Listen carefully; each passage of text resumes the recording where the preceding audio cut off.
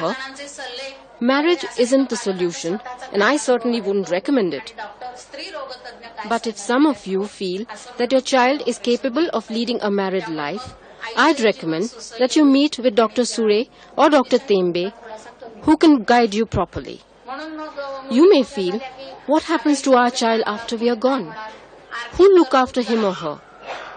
You may be tempted to hand over the responsibility through marriage. But stop and think. If you who gave the child birth cannot handle it, how can someone else? Don't ever get these children married. I decided that my son would never marry, even though a girl from a poor family might have been willing to do so. Why destroy someone else's life through deception? ही जबाबदारी आम्हाला कोणावर तरी आता सोपवलीच पाहिजे. पण तुम्ही जन्मदाते आहात ना, तुम्हाला सुद्धा जर ती जबाबदारी पेलवत नाही तर दुसरा माणूस कोण पेलेल ती? तेव्हा मुलाचं पण नाही लग्न करायचं. मी पण नाही करायचं माझ्या मुलाचं लग्न की चला मिळेल एखादी गरीबाची मुलगी. नाही करायचं. तिला नाही फसवायचं. How can we prevent our innocent children from being exploited or misused by criminal elements? Keep an eye on your children at all times. Know who their friends are and what sort of people they come in contact with. In the case of mentally challenged children, this is even more critical. It would be very helpful if the school would give each child an ID card with their names, photos and addresses. Also a badge sewn onto their uniforms.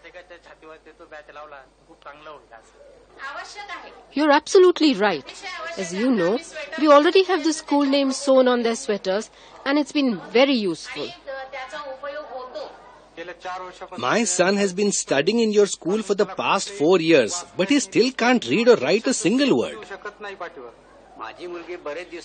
My daughter has been coming here for a long time. She can't read or write either. What are you doing about it? When the child is 8 or 10, parents come to us because all other schools have closed their doors. And then, within 6 months, they expect a miracle. I'd like to ask them, he's been with you for 8 years. How is it that he learnt nothing then? Miracles don't happen because we want them to. But I don't say this to parents because they themselves are under such a lot of pain. Some think that a few months here will help the child learn so that they can transfer him back to a normal school. They must realize that this can never happen. Because apart from the 3 R's, reading, writing and arithmetic, our special child has a 4th R, retardation. We must never forget this when helping him. It is not as if the child will learn nothing. Some will learn more than others. A parent might complain that her 11-year-old has learned to do most things but still can't read or write.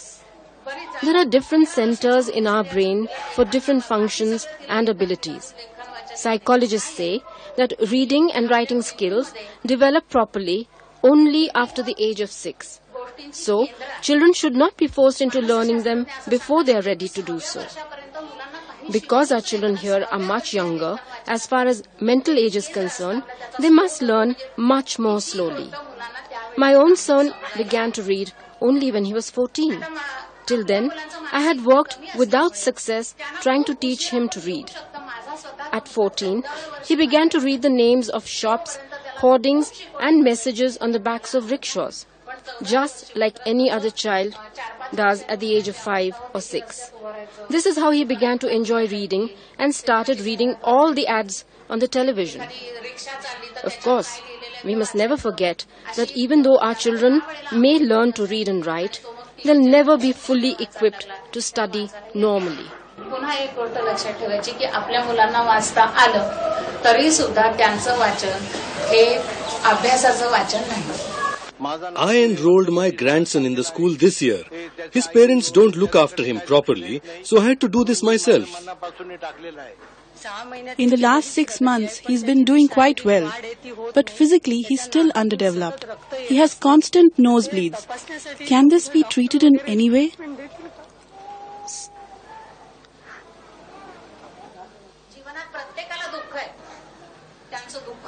Suffering comes to everybody, but our pain is even more evident to public view giving others a chance to pity us. We must never give them that chance. Think of it as a responsibility that God has placed on us. We must believe that God sent us this innocent, helpless child because He had more faith in our ability to look after him. If we believe this, we won't have too many expectations from the child and just treat him as normal but with special needs. Don't be overprotective, but don't neglect the child either. And when everyone shares the responsibilities, life becomes happier. A disabled child can tear a family apart, but it can also bring a family close together. Let's focus on the second example and try to understand each other and give the child a happy and healthy life.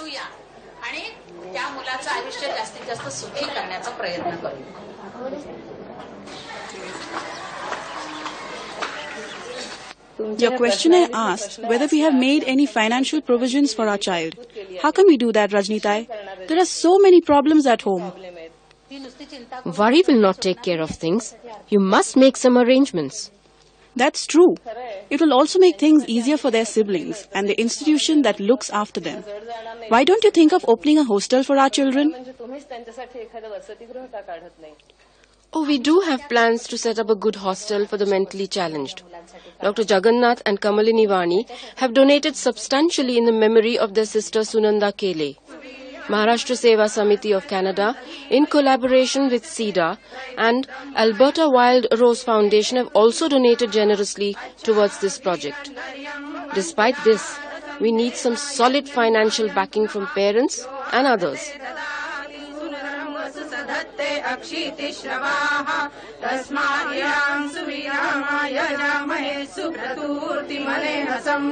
Pranunam brahmanaspatirmadram vadatyuktam yasmin indro varuno mitra aryama deva okamsi chakrire samidvoche mavidathe shambhuvam mantram deva anehasam imancha vacham pratiharyatha naro vishve dvamavo ashnavato ko devayantam ashnavajjanam ko vrittabarhisham prapradashva. Today is Thursday. What did you do today? Attended program. What program? Laying foundation stone. Gau forgot his socks. Okay, write it down.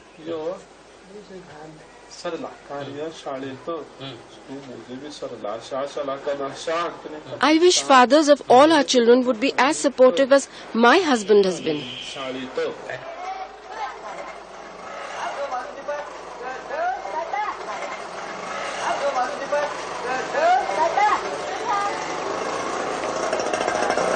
In 1977, I planted a small sapling by beginning a class for Gautam. Many people tended it with love and care over the years. Today it has grown into a tall and strong tree, sheltering and nurturing so many children. But there's still a lot of work to be done. Ma, you write so much. Write so much. I'm almost done now, okay?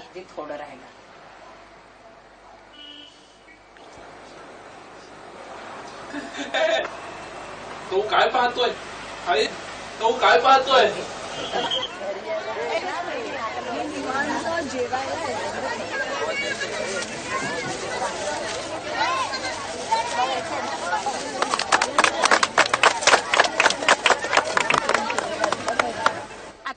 We just completed the ceremony to release this book, a book called Jagar, or Awakening, and I have been introduced to you as the author. But I am Gautam's mother, and that remains my true identity. It was just as his mother that began this mission to help him and others like him overcome their disabilities. Helped by many others along the way, Prabodhini stands before you today. Success may be fueled by one person's vision, but is sustained by the staying power of many. We are indebted to the thousands who generously helped in making Prabodhini what it is today. It is my dream that all the children of Prabodhini are able to live the way Gautam and some others from the school live today, with dignity, self-respect and a certain measure of independence. They do deserve to treat respect and not as burdens by their families. Society too should recognize them for the special people they are and change accordingly. Only then will the mission of Prabodhini be truly fulfilled. या प्रबोधिनीचं आणि ह्या जागरचं सार्थक झालं असं मला वाटेल. We shall overcome, we shall overcome, we shall overcome someday. Oh, deep in our hearts, we do believe, oh, we shall overcome someday.